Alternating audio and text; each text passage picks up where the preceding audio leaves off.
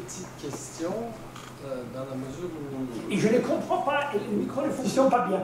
J'ai dit, j'aurais deux petites questions, parce que j'aurais besoin que vous clarifiez deux affirmations que je crois que vous avez faites et avec lesquelles je suis en profond désaccord. Avez-vous bien dit que un problème essentiel, c'est celui de contrôler la croissance de la population avant même celle des besoins? Avez-vous également dit que la production, notre économie de marché fonctionne selon le paradigme que la demande génère l'offre? Avez-vous bien dit cela? La question de la croissance démographique, pour moi, c'est un leurre. Hein? Nous savons tous que le problème principal, c'est celui de l'empreinte écologique des individus. Si la population de l'Afrique augmentait de 10% encore au cours de la prochaine décennie, on s'en fout là, mais qui reste possible, ça ne ferait pas grand-chose de pire pour les problèmes écologiques planétaires. Mais si la population de l'Amérique du Nord demeure stable pendant encore 10 ans, le problème écologique va être multiplié par 2, parce que nous consommons à un rythme de croissance de 10% par année en Amérique du Nord. Je parlais de l'Europe qui est presque aussi bas. Bon, alors le problème, c'est connu. C'est pas la croissance démographique en tant que telle, c'est la croissance de qui? Si ceux qui consomment la planète au rythme atomique continuent comme ça, le problème va devenir insoluble, premièrement. Et c'est très lié à la question de l'offre et de la demande.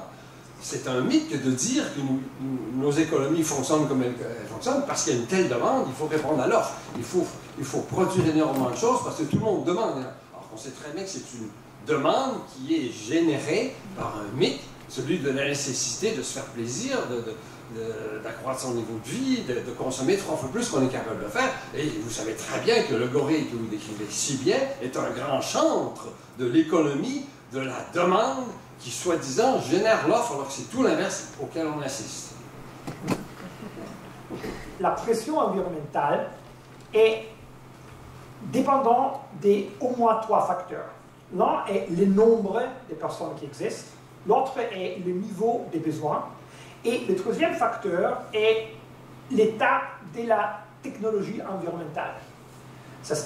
Naturellement, le troisième facteur est un facteur négatif. Si nous avons un progrès des technologies environnementales, c'est bon. Mais si les besoins et si le nombre croient au-delà d'un certain niveau, ça augmente les problèmes. Or, vous avez complètement raison que si nous comparons les États-Unis avec la Guinée, nous avons vu un documentaire très intéressant sur la Guinée,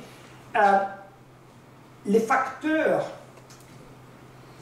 d'espace environnemental, l'espace environnemental utilisé par un Américain est un multiple de l'espace environnemental utilisé par une personne en Guinée. Mais mon idée était la suivante. Il y a une énorme pression, et c'est connecté, comme vous avez dit, avec le deuxième point, d'achever un niveau de consommation presque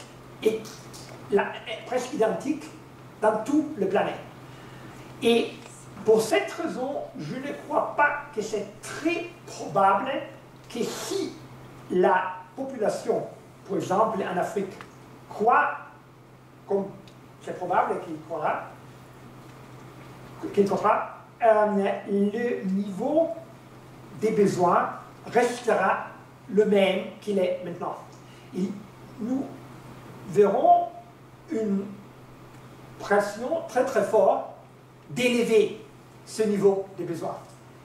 Et l'unique chose que je dis est que je ne suis pas très optimiste que nous pouvons limiter cette augmentation des besoins.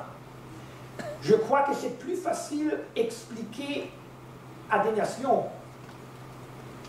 qui, comme on dit très bien ce matin, le concept d'une nation, comme on dit en français, en vue de développement est absurde parce que tous les hommes et toutes les nations continuent à développer. Et pour cette raison, il y a une condescendance inappropriée quand on parle des pays en voie de développement.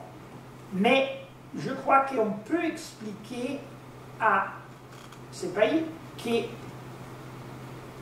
certains de leurs problèmes peuvent être limités si on introduit des procédures qui limitent la croissance. Et pour cette raison, je crois que investir des investissements, par exemple, dans des services en contraceptif dans des pays d'Afrique, est moralement complètement admissible. C'était l'idée que j'avais. Le second problème est aussi très intéressant. Vous avez complètement raison que les modèles naïfs, il y a une demande et l'offre satisfait la demande, ne respectent pas la réalité. Ça suffit de voir l'argent qui est utilisé pour créer les besoins. La publicité. La publicité est l'exemple de cet effet.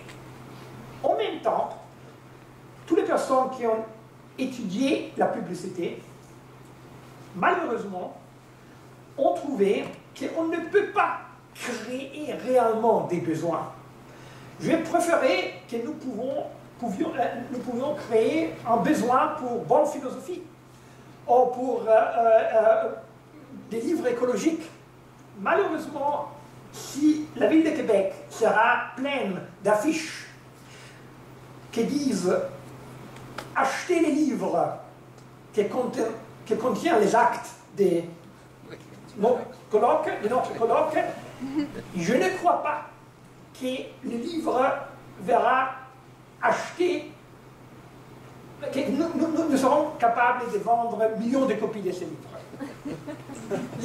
Et la majorité des personnes qui ont travaillé sur ce problème sont arrivées à la conclusion que la publicité peut, comme on peut dire, accueillir des besoins. Puis, il y a des besoins vagues dans les personnes, et la publicité pour vous dire, hein, vous avez un besoin vague pour une certaine chose, c'est l'objet qui satisfait ces besoins vagues. Mais la publicité n'est pas capable de créer les besoins vagues qui existent. Et la publicité articule les besoins vagues, le peut diriger dans une certaine direction à un certain objet, mais ne peut pas créer l'objet. Et maintenant, je suis complètement d'accord, comme philosophe, qu'il y a des besoins mauvais. Nous devons distinguer entre vrais besoins et mauvais besoins. Mais malheureusement, je ne crois pas que c'est ainsi facile créer les besoins bons par la publicité ou par des discours des hommes politiques. L'éducation, peut-être, nous peut aider à achever un niveau des besoins plus moral. Mais les possibilités de la publicité sont plus limitées que la critique légitime que vous avez faite à l'idéologie de la offre comme une réponse à la demande, souvent présuppose. Bon, j'aimerais continuer, mais je suis d'accord avec vous, changer le monde, c'est pas facile, mais il faut le changer.